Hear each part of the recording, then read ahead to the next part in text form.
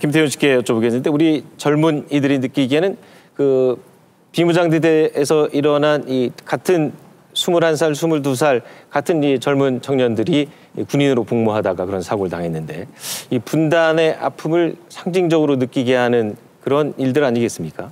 사실 최근에 있었던 그 비무장지대에서의 사건은 굉장히 비극적입니다. 그런데 그것은 역설적으로 그렇기 때문에 우리가 통일을 해야 된다라는 또 하나의 메시지를 던져주고 있다라고 저는 생각을 하게 되거든요. 사실 그 분단 70주년이나 됐다라는 것은 그 비극적인 걸 넘어가서 굉장히 고통스러운 겁니다. 전 두 가지 측면에서 그런 그 이유가 있다고 보는데요. 첫 번째는 뭐냐면 70년이라는 시간 동안을 고민해 왔음에도 불구하고 아직 뚜렷한 우리만의 통일 정책이라든지 또는 국민 모두가 납득할 수 있는 어떤 통일관에 대한 부분들이 아직까지도 많은 사람들에게 알려지지 않고 있다는 거죠. 지금 젊은이들에게 어떤 통일에 대한 여러 가지 이야기를 물어봤을 때 가장 많이 나오는 이야기들이 통일을 왜 해야 되는지에 대한 방위조차도 설득되지 않고 있다는 부분입니다. 분단이 70년이 됐는데 이런 부분이 있다는 것은 다시 한번 통일 정책에 대해서 우리가 생각을 해봐야 될 타임이라는 것이고, 또 하나 더욱더 그 힘들어지고 있는 상황은 뭐냐면 말하자면 그 어떤 추상적인 어떤 민족으로서의 개념이 아니라 실제로 이북에 가족이 있어서 통일에 대한 어떤 절절한 그 필요성을 느끼고 있는 세대가 점점 역사 속에서 후퇴해 간다는 거죠. 지금의 젊은 세대들이 지금 20대들인데 분단이 70년 됐다는 것은 저 이북 쪽에 아무런 연고가 없는 세대들이 계속해서 이 땅을 채우고 있다는 거예요.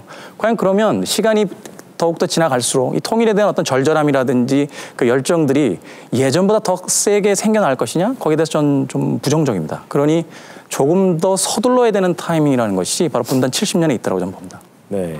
자, 장관님, 그 장관으로 일하신 지 이제 한 5달 정도 지나지 않았습니까? 네, 그렇습니다. 우리 청년들에게 박근혜 정부의 통일 정책은 이렇다. 이렇게 쉽게 설명한다면 어떻게 말씀하시겠어요? 우선 박근혜 정부의 통일 정책은 그 여러분들 들어보셨겠지만 신뢰 프로세스, 한반도 신뢰 프로세스라는 데서부터 시작을 합니다. 그것은 우리가 남북 관계를 쫙 봤더니 계속 이렇게 대화가 됐지만 또 대결이 있고 이런 비극적인 상황이 일어나고 평화를 얘기했는데 평화는 항상 불안하고, 그래서 그 이유가 뭔가 이렇게 살펴봤더니 남북 간의 신뢰가 부족하다. 우리가 신뢰를 쌓았지만 실제로는 신뢰를 잘 못 쌓고 불신만 점점 깊어가고 서로에 대한 어떤 증오와 대립심만 깊어가는 이런 상황 속에서는 제대로 된 평화가 이루어지기 어렵다. 그렇기 때문에 우선 어렵지만 아주 기본으로 돌아가서 신뢰를 쌓는 일부터 차근차근 해나가자. 그래서 서로 합의한 것을 좀 지키고 작은 데부터 협력을 하면서 서로 이해하고 신뢰를 쌓아가자. 그러면 우리가 좀 더 지속 가능하고 좀 그런 건강한 오래 갈 수 있는 그런 평화가 만들어질 수 있고, 그런 평화가 만들어지면 그걸로 기초해서 통일을 만들러 갈 수 있다라는 것이 뭐 신뢰 프로세스의 아주 기본적인 그 내용입니다.